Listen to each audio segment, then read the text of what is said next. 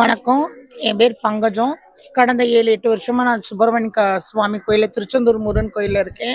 இங்கே வார பக்தர்களுக்கு இந்த திருச்செந்தூர் முருகன் கோயிலில் வந்து கும்பிட்றவங்க பக்தர்களுக்கு நேர்த்தி கடை வைக்கிறவங்களுக்கு சாமி சுப்பிரமணிய சுவாமியை நம்பி வரவங்களுக்கு கைவிடாமல் என்னென்ன நேர்த்தி கடையை வச்சு இவங்க வாராங்களோ சாமி கும்பிட்றாங்களோ கைவிடாமல் சுப்பிரமணிய சுவாமி இல்லாத மனக்குறை பணக்குறை எந்த குறையாக இருந்தாலும் சுப்பிரமணிய சுவாமிகிட்ட வந்து நேர்த்தி கடை போட்டால் அது வெற்றிகரமாக அந்த சுப்பிரமணிய சுவாமி முடிச்சு கொடுப்பாரு.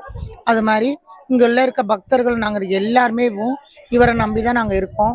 இவரை நினச்சி இங்கே வார பக்தர்களுக்கு அவர் இல்லைன்னு சொல்லாமல் வருங்கடல் பெருங்கடல் ஆக்கி தான் கொடுக்குறாரு.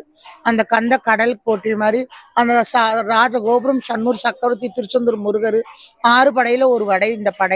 இந்த முருகனை இல்லைன்னு சொல்லி இங்கே யாரும் வந்ததில்லை, இருக்குன்னு சொல்லி தான் போவார். இவரை நம்பி வந்தவங்கள கைவிட மாட்டார். நான் என்னைய பொறுத்த அளவுக்கு இந்த இடத்துல நான் 7-8 வருஷமா இருக்கேன். இவரை நம்பி வந்து இங்கே இல்லைன்னு சொல்லி போனது யாரும் கிடையாது. சுப்பிரமணிய சாமி குழந்தை பாக்கியம் இல்லாதவங்களு, மன கஷ்டம் பண கஷ்டம் வீடு வாசல் இல்லாதவங்க, இல்லை கஷ்டத்தோட வேண்டியதோட மன நிம்மதி இல்லாதவங்க இங்கே வந்து இந்த கடலில் முங்கிட்டு 4 கிணத்துல குளிச்சுட்டு சுப்பிரமணிய சுவாமியை தரிசனம் பண்ணிட்டு போனாவே போதும். அவங்களுடைய கால கருமங்கள் கஷ்டங்கள் நீக்கி அவர் கோபுரங்கள் எப்படி அந்த கோபுரம் உயர்ந்து போகுதோ அது மாதிரி அவங்களுடைய வாழ்க்கையும் உயர்ந்து போகும்னு சொல்லி நான் சொல்கிறேன். அதான் என்னுடைய கருத்து.